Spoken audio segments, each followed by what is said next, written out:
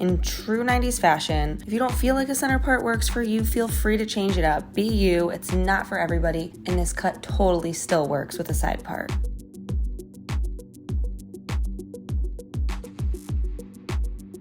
Today, our model Alyssa is here for the ever-popular Return of the 90s inspired haircut. This cut is all about the face frame. If you don't feel like a center part works for you, feel free to change it up. This cut totally still works with a side part. For this look, Alyssa asked for a face frame starting just below her chin, connecting fluidly to her length so she can style her hair smooth with a slight bevel under. So after we cleaned up her length, I took diagonal back sections around her hairline and worked cutting from top to bottom to be sure the shortest point of the face frame was connected to her length.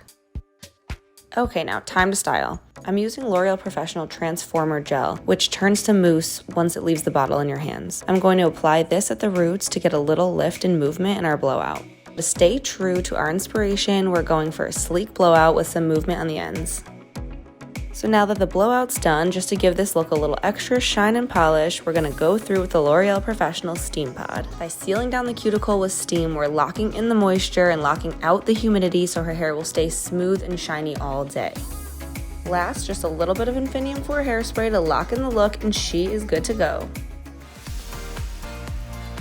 Alright, I hope you enjoyed our take on a 90s inspired haircut and style. Be sure to tune in and follow Hair.com on Instagram, YouTube, and TikTok for more. You can find me on Instagram at Madison Sullivan Hair. Thanks for watching.